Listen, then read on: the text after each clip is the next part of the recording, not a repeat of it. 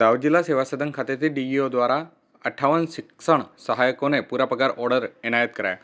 આ તારીખ 17/1/2026 શનિવારના રોજ સાંજે 4 કલાક સુધીમાં જિલ્લા શિક્ષણ અધિકારી એસ.એલ. ધામાના હસ્તે સરકારી માધ્યમિક અને ઉચ્ચતર માધ્યમિક શાળામાં ફરજ બજાવતા 58 શિક્ષણ સહાયકોને પૂરા પગારના જે ઓર્ડર એનાયત કરવામાં આવ્યા હતા. દાહોદ જિલ્લા કલેક્ટર કચેરી, જિલ્લા સેવા સદન, સરદાર પટેલ સભાખંડમાં જિલ્લા શિક્ષણ અધિકારી એસ.એલ. ધામાના હસ્તે જિલ્લાની વિવિધ સરકારી માધ્યમિક અને ઉચ્ચતર માધ્યમિક શાળામાં ફરજ બજાવતા માધ્યમિક વિભાગના 49 અને ઉચ્ચતર માધ્યમિક વિભાગના 9 આમ કુલ મળી 58 શિક્ષણ સહાયકોને પૂરા પગારના ઓર્ડર એનાયત કરવામાં આવ્યા હતા અને ગરિમાપૂર્ણ કાર્યક્રમ યોજાયો હતો. આ શિક્ષણ સહાયકોએ તેમની 5 વર્ષની ફિક્સ પગારની સેવા સફળતાપૂર્વક અને નિષ્ઠાપૂર્વક પૂર્ણ કરતા સરકારના નિયમ અનુસાર તેઓને હવે પૂર્ણ પગારના લાભ મળવા પાત્ર થયા છે અને પૂરા પગાર ઓર્ડર મળતા જ શિક્ષણ સહાયકોમાં ખુશીની લહેર જોવા મળી હતી.